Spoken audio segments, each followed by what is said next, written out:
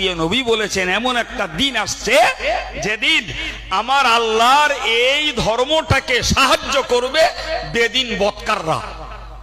সুবহানাল্লাহ বলবেন। আপনি শুনলে তাক লেগে যাবে, আপনার শুনলে তাজ্জব হয়ে যাবেন। ভাই, যখন আমেরিকার ওয়ার্ল্ড ট্রেড সেন্টার বিশ্ব বাণিজ্য কেন্দ্র যখন ধ্বংস হলো, অ্যাকচুয়াল ঘটিয়েছে ইহুদিরা। আমার দিকে তাকান, অন্যমনস্ক হবেন না। আমি সুর কষা বক্তা নই, গলা শোনানো বক্তা নই। শুরু থেকেই চেল্লা বেল্লা করছি না, এই ব্রেনগুলোর দাম আছে তাই কালচার করছি। ওয়ার্ল্ড ট্রেড সেন্টার ধ্বংস হলো, অ্যাকচুয়াল ঘটালো ইহুদিরা। যদি বলেন আপনার যুক্তি, তার একটাই যুক্তি, ওয়ার্ল্ড ট্রেড সেন্টারের অফিসার কর্মচারী 5000 ইহুদি। এই 5000 ইহুদি একটিও সেদিন তাদের অফিসে আসেনি। কি বোঝায়?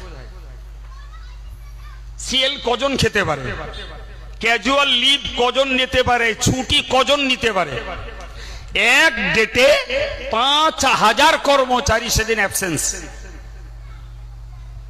তাহলে বুঝতে হবে তাদের ভিতরে নেটের মাধ্যমে সব খবর হয়ে গেছে আজকে ওয়ার্ল্ড ট্রেড সেন্টার ধ্বংস হবে, ফলে আমরা কেউ যাব না।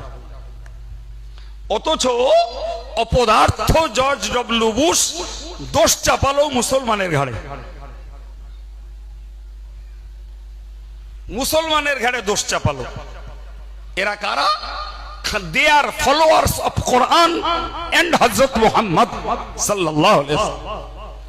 এই মুসলমানরা হলো কোরআনের ফলোয়ার এবং হযরত মুহাম্মদ সাল্লাল্লাহু আলাইহি ওয়াসাল্লামের ফলোয়ার। সুবহানাল্লাহ বলে। এই মন্তব্য জর্জ ডব্লিউ বুশের। শুনতে পাচ্ছেন আমার কথা? কিছু শুনুন। এখন এই রিপোর্টটা যখন যত বেশি চর্চা হলো, আমেরিকার দুটো ছেলে তারা জর্জ ডব্লিউ বুশের অপিনিয়নটা যখন পড়লো, তখন দেখলো যে জর্জ বুশ এই গোটা ঘটনাটার দায় চাপিয়েছে মুসলমানদের ঘাড়ে। আর মুসলমানরা ফলো করে কোরআন শরীফ আর হযরত মুহাম্মদকে। এই ছেলেটু সন্ধান করলো এরা এই কোরআন কি আর মুহাম্মদ কে। এরা সন্ধান করতে কোনো পীর ধরিনি, কোনো গুরু ধরিনি, আমার মতো মৌলানা ধন্না ধরিনি। তারা গুগলসে সার্চ দিলে কোরআন বেরিয়ে এলো, আমার রাসূলুল্লাহর বায়োগ্রাফি, রাসূলুল্লাহর জীবন বৃত্তান্ত বেরিয়ে এলো। অবাক কাণ্ড। এই দুটো ছেলে তারা কোরআনকে রিসার্চ করে, আমার নবীর জীবনকে রিসার্চ করে সব তারা গুগলসের মাধ্যমে জানতে পারলো যে এই লোকটার বাড়ি কোথায়, জন্ম কোথায়, তার কবর কোথায়, আর এই কোরআন কার বাণী, কোথায় অবতীর্ণ হয়েছে, ডিটো পড়ে তারা মুসলমান হলো। সুবহানাল্লাহ। মুসলমান হয়ে দুটো ছেলে হজ করতে গেল। হজ করতে যে ওইখানে যাওয়ার পরে সাংবাদিকদের কাছে তাদের এই রিপোর্ট তারা প্রচার করলো যে ইসলাম কি আমরা জানতাম না, কোরআন কি আমরা জানতাম না, মুহাম্মদ কে আমরা জানতাম না। বুশ যখন এই ওয়ার্ল্ড ট্রেড সেন্টার ধ্বংসের দায় চাপিয়েছে মুসলমানের ঘাড়ে, তখনই আমরা এটাকে নিয়ে রিসার্চ করছে যে এই পরিচয়গুলো লাভ করতে পেরেছি।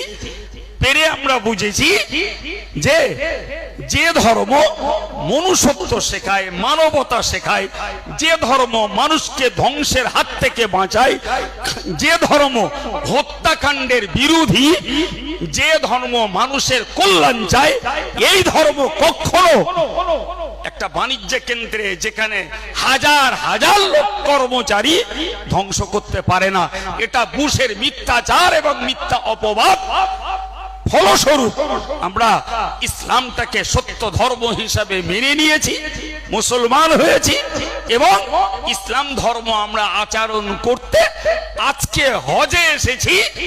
মক্কা মদিনা তথা হযরত মুহাম্মাদের জন্মস্থান, হিজরতের স্থান দেখব, কোরআন অবতীর্ণের জায়গা দেখব, এখানকার মানুষদের আচরণ আর চরিত্রের সঙ্গে আমরা ইসলাম আর কোরআনের চরিত্রের মিল খাওয়াবো। আপনি বলেন, আমি যে কথা বলার জন্য এই কথাটা আপনাদেরকে শোনালাম, ভাই আপনি বলবেন যে এই ছেলেগুলো শিখলো কোত্থেকে? তাড়াতাড়ি বলেন, কোত্থেকে শিখেছে?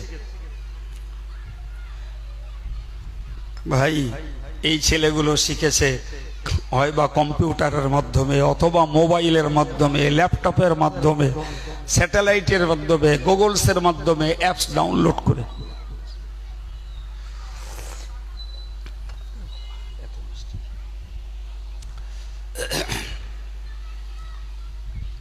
কি বললাম? আমি আমার নবীর হাদিসকে বোঝানোর জন্য এই 5 মিনিট সময় নষ্ট করেছি। নবী কি বলেছেন আবার মুখস্থ করুন। নবী বলেছেন এমন একটা সময় আসবে বেঈমান বেদিনদের দ্বারা আমার আল্লাহর এই ধর্মের সহায়তা হবে। এবার বলেন 1400 বছর আগের নবীর কথা বাস্তবে খেটেছে না খাটেনি? বলেন বলেন বলেন। তৈরি করলো বেদিন বেদিয়ার ইহুদি খ্রিস্টানেরা, আর উপকার পাচ্ছে বিশ্বের কত অমুসলিম কওমেরা। আপনি অবাক হয়ে যাবেন, আপনি অবাক হয়ে যাবেন। অস্ট্রেলিয়াতে 2 লক্ষ মুসলমান বাস করে, 2 লক্ষ মুসলমানই পীরপন্থী। শ্রীলঙ্কাতে মুসলমান বাস করে, দক্ষিণ আফ্রিকাতে মুসলমান বাস করে, ইউরোপে মুসলমান বাস করে। ভাই সেখানে মসজিদ আছে, মাদ্রাসা আছে, সেখানকার মানুষেরা নামাজ কালাম পড়ে। ভাই কই আমার রসুল তো সেখানে কখনো যাননি,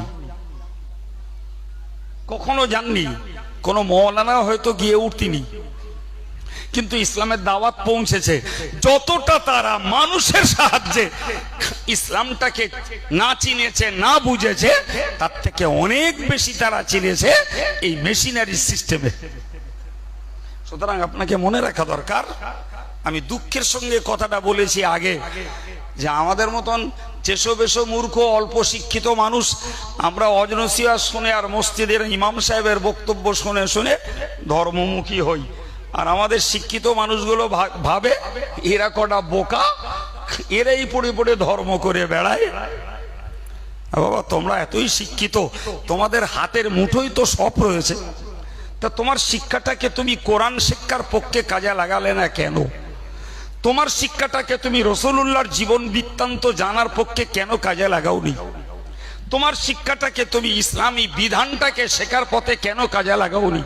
তোমার শিক্ষাটাকে তুমি ইসলামের ইতিহাসটাকে শিক্ষার পথে কেন কাজে লাগাওনি? বাবা তুমি কি জবাব দেবে আল্লাহকে?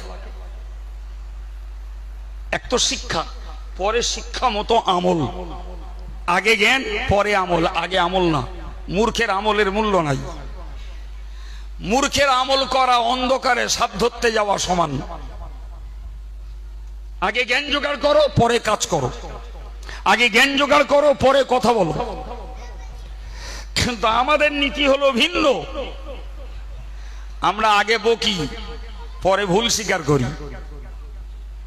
এই কথা বলেন, আগে কাজ করি, করে ভুল করি, পরে বলি অত কি আর আমরা জানি। এটা হচ্ছে আমাদের নীতি। আর ইসলাম বললে আগে জ্ঞান জোগাড় করো, পরে বকো, পরে কথা বলো। আগে জ্ঞান জোগাড় করো, পরে কাজ করো। বিশ্বাস করুন, আমাদের এই বৈশ্বিক লোকেরা আজকের মডেল মাদ্রাসার বিনিময়ে 7 বছর, 8 বছর, 9 বছর, 10 বছরের ছেলে মেয়েরা পড়ছে। বুকে হাত দিয়ে একটু ভেবে দেখুন দিন, আমাদের 7, 8, 9, 10 বছর বয়সে আমরা এই জাতীয় পড়ার সুযোগ পেয়েছিলাম কিনা? আমাদের গ্রামগঞ্জে এরকম কোন ইসলামে শিক্ষার ব্যবস্থাপনা ছিল কিনা? জি, তাহলে এই বাচ্চাগুলোকে আজকের যা শেখানো হচ্ছে, ও যৌবনকালে একটু যৌবনের ঢেউ এদিক ওদিক করতে পারে, কিন্তু পড়ন্ত বেলায় এই এখন যে মূলো খাচ্ছে, বিকেল বেলায় ঢেকুর উঠবে। ও মাঝখানে কালিয়া কোপ্তা, বিরিয়ানি, গোস্ত যাই খান, সেসব অবধি মূলো জিতে যাবে। বলো,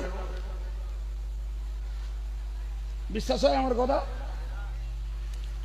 জি, সুতরাং আমাদেরকে মনে রাখতে হবে যে আগে শিক্ষা পরে কথা, আগে শিক্ষা পরে কাজ। কিন্তু আমাদের দোষ, আমরা চার দোকানেই পার্লামেন্ট বসিয়ে ফেলি। জ্ঞান বুঝ থাক না থাক, উড়িয়ে দিলাম যেখানকে বাঁধলো।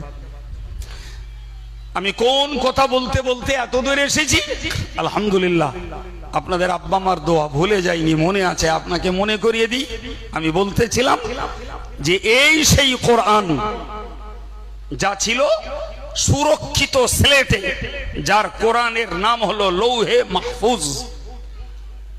মনে আছে? হ্যাঁ, এই কোরআনকে আল্লাহ তার নবীর কাছে দিয়েছিলেন, নবী নিজেকে জড়ো করে রেখে দেওয়ার জন্য না, নিজের ব্যক্তিগত আমলের জন্য না, নিজে কোরআনকে পুঁজিবাদ করে রাখবে এটা না, বরং কোরআন দিয়েছিলেন মানুষের কাছে প্রচার করো। করলে কি হবে? মানুষ ভাববে খোদা আল্লাহর কথা।